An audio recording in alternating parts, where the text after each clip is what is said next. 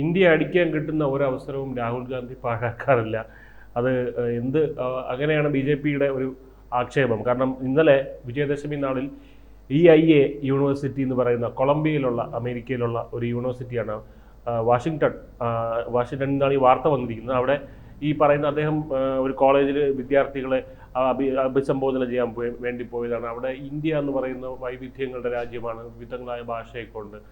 പക്ഷേ അതിൻ്റെ മഹത്വവും അതിൻ്റെ ഒരു സൗന്ദര്യം അതിലാണ് ഇരിക്കുന്നത്. ചൈനയെ പോലെയല്ല. ചൈന ഒരു ഏകമായിട്ടുള്ള വികേന്ദ്രീയമായിട്ടുള്ള ഒരു ഭരണമാണ് ഇന്ത്യയിലുള്ളത്. പക്ഷേ അങ്ങനെയൊക്കെ പറഞ്ഞിട്ട് അദ്ദേഹം പറയുകയാണ്. പക്ഷേ ഇന്ത്യൻ ജനാധിപത്യം ഭീഷണിയില്ല. അതായത് ഇന്ത്യൻ ജനാധിപത്യം ഇപ്പോൾ ഇരിക്കുന്ന സർക്കാരിനെയാണ് ഉദ്ദേശിക്കുന്നത്. ഈ ഒരു ജനാധിപത്യം, അതായത് നമുക്കറിയാം ഇന്ത്യ എന്ന് പറയുന്ന ലോകത്തിലെ ഏറ്റവും വലിയ ജനാധിപത്യ രാജ്യമാണ്. നമ്മുടെ ഭരണഘടന അമേരിക്കൻ ഭരണഘടനയിൽ നിന്നാണ് പല കാര്യങ്ങളും കടമെടുത്തിരിക്കുന്നത്. ഇപ്പോൾ ഈ രണ്ട് രാജ്യങ്ങളും തമ്മിൽ നിലവിൽ ഈ ചെറിയ സംഘർഷം, അത്ര നല്ല ബന്ധമല്ല അമേരിക്കയും ഇന്ത്യയും തമ്മിൽ, തീരുവ യുദ്ധമൊക്കെ ആയിട്ട്.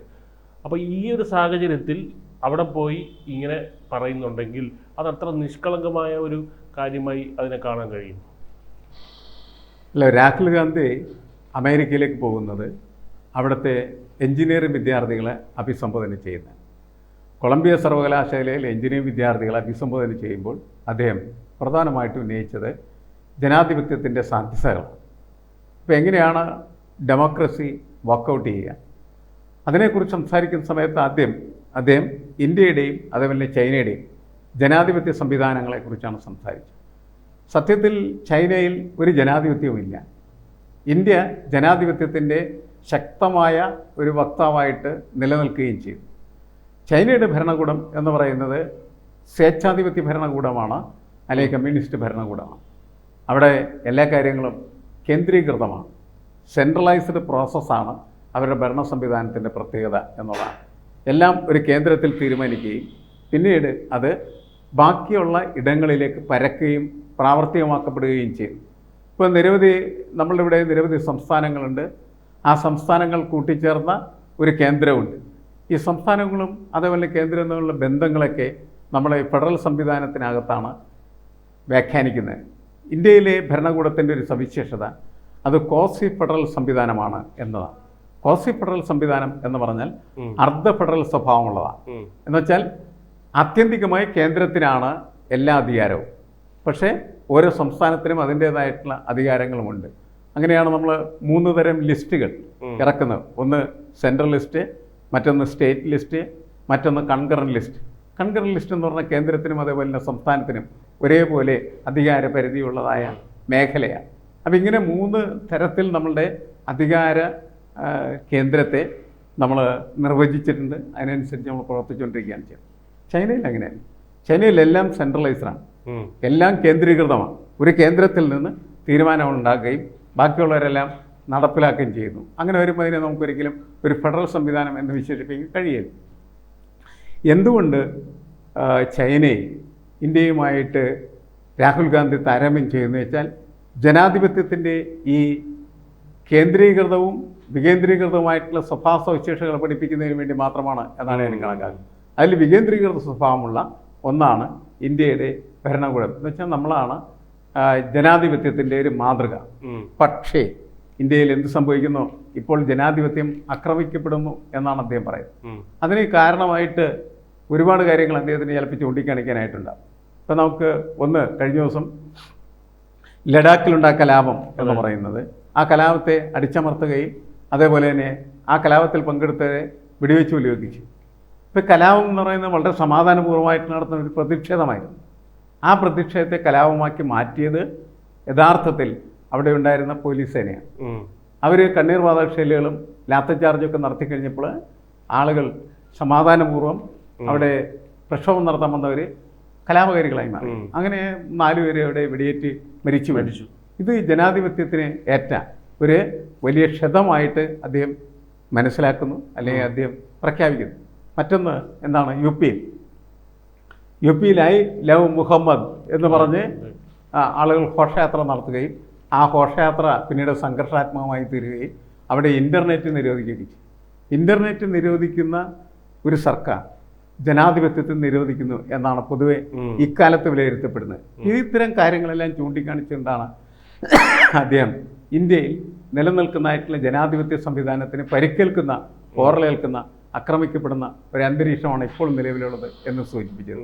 പക്ഷേ ഇതൊക്കെ ഒരു അക്കാഡമിക് സർക്കിൾ ചർച്ച ചെയ്ത വിഷയമാണെങ്കിൽ പോലും അത് ഒരു അതിനൊരു പൊളിറ്റിക്കൽ കളർ വരുമ്പോഴും BJP അതാണ് എടുത്ത് കാണിക്കുന്നത്. ഇന്ത്യയിൽ നിന്ന് അമേരിക്കയിൽ ചെന്ന് കൊളംബിയ യൂണിവേഴ്സിറ്റിയിലെ വിദ്യാർത്ഥികളോട് സംസാരിക്കുന്ന സമയത്ത്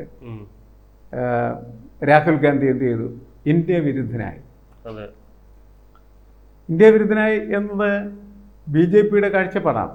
ഇന്ത്യ വിരുദ്ധനായി എന്ന് നമുക്ക് പറയാൻ പറ്റില്ല. കാരണം ജനാധിപത്യത്തെക്കുറിച്ച് സംസാരിക്കുന്ന സമയത്ത് ഇന്ത്യയിൽ നടക്കുന്ന ചില സംഭവവികാസങ്ങൾ ഇപ്പോൾ ജനാധിപത്യത്തെ ആക്രമിക്കുന്നതിന് തുല്യമാണ് എന്ന് അദ്ദേഹം സൂചിപ്പിച്ചെന്ന് മാത്രമേ ഉള്ളൂ. അതുകൊണ്ട് അദ്ദേഹം ഇന്ത്യ വിരുദ്ധനാണ് എന്ന് പറയുന്നതിൽ അർത്ഥമില്ല. പക്ഷേ BJPയുടെ കാഴ്ചപ്പാടിൽ അദ്ദേഹം ഇന്ത്യ വിരുദ്ധനാണ്. എന്നുവെച്ചാൽ ദേശസ്നേഹമില്ലാത്തവരാണ്. അന്യദേശത്ത് എന്നിട്ട് സ്വന്തം ദേശത്തെ മോശമായി ചിത്രീകരിക്കുന്ന ഒരാൾ, അങ്ങനെയാണ് വിലയിരുത്തി. പക്ഷേ ഇതൊരു അക്കാഡമിക് ഇൻട്രസ്റ്റ് ഉള്ള വിഷയമാണ്. വാട്ട് ഈസ് ഡെമോക്രസി, അല്ലേ? എന്താണ് ജനാധിപത്യം, അതെങ്ങനെയാണ് വർക്കബിൾ ആവുന്നത് എന്നൊരു പരിശോധന എന്ന് പറയുന്നത് ഒരു അക്കാഡമിക് വിഷയം മാത്രമാണ്. അപ്പോൾ അക്കാഡമിക് വിഷയമായിട്ട് അതിനെ കാണുന്നതിന് പകരം BJP അത് രാഷ്ട്രീയമായിട്ട് കാണുകയും രാഹുൽ ഗാന്ധി ഇന്ത്യക്ക് പുറത്തുപോയി അമേരിക്കയിൽ പോയിട്ട് ഇന്ത്യയെ ചീത്ത പറയുന്ന ഒരുത്തനായി മാറിക്കഴിഞ്ഞിരിക്കുന്നു എന്നാണ് പറഞ്ഞതിൻ്റെ അർത്ഥം.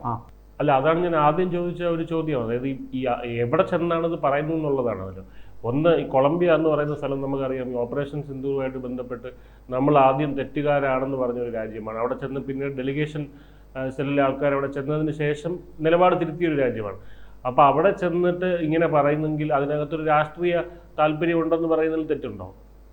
അല്ല, BJP അത് അങ്ങനെ കാണുകയുള്ളൂ. BJPനെ നമ്മൾ അതിനകത്ത് കുറ്റപ്പെടുത്തിയിട്ട് കാര്യമില്ല. ഒരു രാഷ്ട്രീയ നേതാവ് എവിടെ ചെന്ന് സംസാരിക്കുന്ന സമയത്തും ശ്രദ്ധിക്കേണ്ട കാര്യം തൻ്റെ പ്രസംഗത്തെ, തൻ്റെ പ്രസ്താവനകളെ എങ്ങനെയാണ് വ്യാഖ്യാനിക്കാനായിട്ടുള്ള സാധ്യതയുള്ളത് എന്ന് മനസ്സിലാക്കിയിട്ടായിരിക്കണം അവർ പ്രസ്താവനകൾ നടത്തേണ്ടത്. ഇവിടെ ജനാധിപത്യത്തെക്കുറിച്ചാണ് സംസാരിക്കുന്നത്. ജനാധിപത്യത്തെക്കുറിച്ച് സംസാരിക്കുന്ന സമയത്ത് ജനാധിപത്യത്തിന് വരുന്ന പാളിച്ചകൾ, വീഴ്ചകൾ അതെല്ലാം ചൂണ്ടിക്കാണിക്കുന്നതിന് ഇന്ത്യയെ ഒഴിച്ചു നിർത്തി മറ്റ് രാജ്യങ്ങളുടെ ഉദാഹരണങ്ങൾ പറയാം.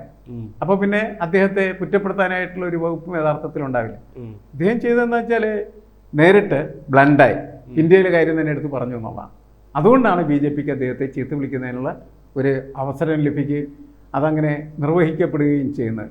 യഥാർത്ഥത്തിൽ രാഹുൽ ഗാന്ധി ഇന്ത്യ വിരുദ്ധനാണ് അല്ല എന്ന അഭിപ്രായക്കാരാണ് ഞാൻ. കാരണം രാഹുൽ ഗാന്ധിയെ സംബന്ധിച്ചിടത്തോളം ഇന്ത്യയിൽ നിലനിൽക്കുന്ന സാഹചര്യങ്ങളിൽ ഇടപെട്ട് ഇന്ത്യയിലെ ജനാധിപത്യത്തെ പുനഃസ്ഥാപിക്കുന്നതിന് നിരന്തരമായിട്ട് പ്രവർത്തിച്ചുകൊണ്ടിരിക്കുന്ന ഒരു വ്യക്തിയായിട്ട് കണക്കാക്കും. കാരണം എന്താണ്, കോൺഗ്രസിൻ്റെ പ്രധാനപ്പെട്ട ഒരു ആരോപണം എന്ന് പറയുന്നത് BJP സർക്കാർ എന്ത് ചെയ്യുന്നു, സംഘടന എന്താണ് ഭരണഘടന സംവിധാനങ്ങളെ മുഴുവനും BJPയുടെ ആവശ്യത്തിന് വേണ്ടി ഉപയോഗിച്ചിട്ടുണ്ട്.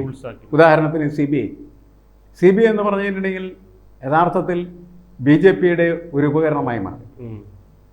രണ്ടാമത് ED എന്ന് പറയുന്ന സാധനം, എൻഫോഴ്സ്മെന്റ് ഡയറക്ടറേറ്റ് എന്ന് പറയുന്നത്, അതും മറ്റൊരു ഉപകരണമായി മാറിക്കഴിഞ്ഞിരിക്കുകയാണ് ചെയ്യുന്നത്. ഇതേപോലെയാണ് നാഷണൽ ഇൻവെസ്റ്റിഗേഷൻ നടത്തുന്നതായിട്ടുള്ള NIA, അതും BJPയുടെ തന്നെ ഒരു ഉപകരണമായിട്ട് മാറിത്തീരുകയാണ് ചെയ്യുന്നത്. എന്നുവെച്ചാൽ ഭരണഘടനാ സംവിധാനങ്ങളെ മുഴുവനും അട്ടിമറിച്ച് അത് BJPയുടെ ആവശ്യത്തിന് ഉപയോഗിക്കുന്ന തരത്തിലേക്ക് BJP പ്രവർത്തിക്കാൻ തുടങ്ങിയിരിക്കുന്നു എന്നുള്ളതാണ്. BJPക്കെതിരെ ഒരാൾ സംസാരിച്ചാൽ അവനെ നിശബ്ദനാക്കും, അവനെ അടിച്ചമർത്തും.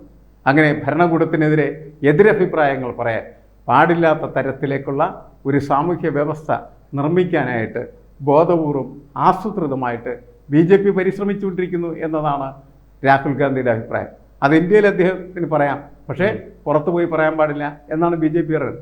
ഞാൻ പറയുന്നത് ഇതൊരു അക്കാഡമിക് ഇൻട്രസ്റ്റ് എന്ന നിലയ്ക്ക് സംസാരിക്കുകയാണെന്ന് വെച്ചാൽ ഇന്ത്യയിലോ പുറത്തോ എവിടെയും സംസാരിക്കാം. കാരണം ഇറ്റ് ഈസ് എ ഡിബേറ്റിംഗ് ടോപ്പിക്കാണ്.